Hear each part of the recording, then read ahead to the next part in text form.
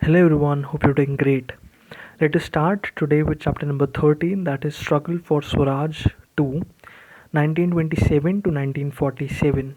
This is the last chapter for modern history by Bipin Chandra, and let's start with it. Emergence of new forces. The year 1927 witnessed many portents of national recovery and the emergence of new trend of socialism. Marxism and other socialist ideas spread rapidly. Politically, this force and energy found reflection in the rise of new left wing in Congress under the leadership of Jawaharlal Nehru and Subhash Chandra Bose. The left wing did not confine its attention to the struggle against imperialism, it simultaneously raised the question of internal class oppression by the capitalists and landlords. Indian youth were becoming active. All over country, Indian youth leagues were being formed and student conferences were held. The All Bengal Conference of Students was held in August 1928 and was presided over by Jawaharlal Nehru. After this, many other student associations were started in country and hundreds of students and youth conferences held. Moreover, the young Indian nationalists began gradually to turn to socialism and to advocate radical solutions for the political, economic, and social ills from which the country was suffering. They also put forward the popularized and program popularized the program of complete independence. Socialist and communist groups came into existence in 1920s.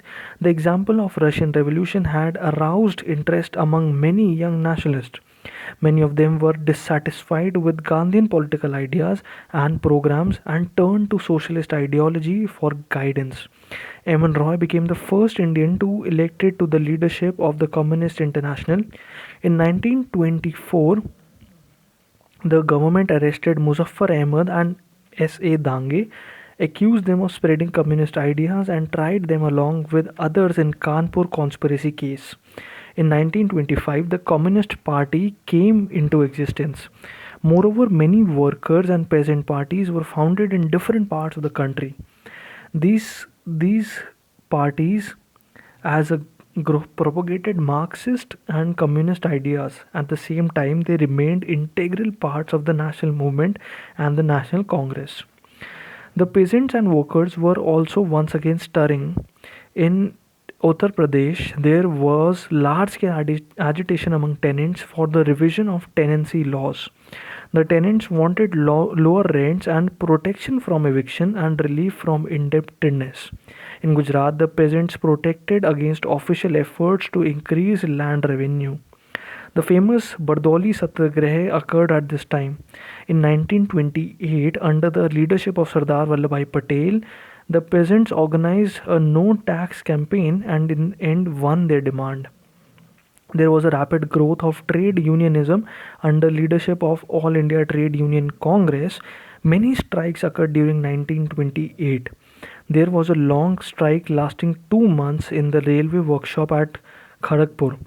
The South Indian Railway workers went on strike. Another strike was organized in the Tata Iron and Steel Works at Jamshedpur. Subhash Chandra Bose played an important role in the settlement of this strike. The most important strike of the period was in Bombay textile mills. Nearly 1,50,000 workers went on strike for over 5 months.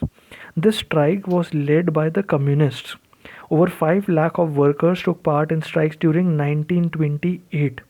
Another reflection of the new mood was growing activity of the revolutionary movement, which too was beginning to take a socialist turn.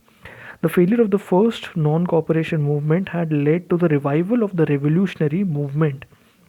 After all, after an all India conference, the Hindustan Republican Association was founded in October 1924 to organize an armed revolution. The government struck at it by arresting a large number of youth and trying them in the Kakori conspiracy case 1925. 17 were sentenced to long terms of imprisonment, 4 were transported for life, and 4, including Ram Prasad Bismil and Ashakullah, were hanged.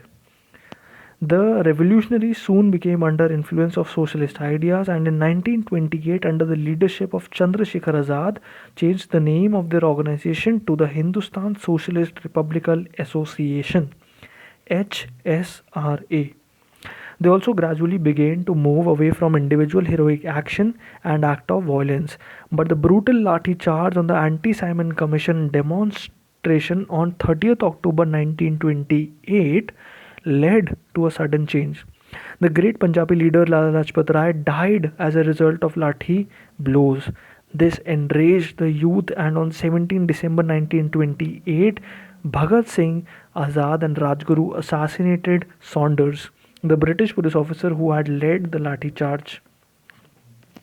Thank you everyone for tuning in. We will again start with the next paragraph in the next recording, and stay tuned. All the best for exams, and do subscribe and share the channel. Thank you.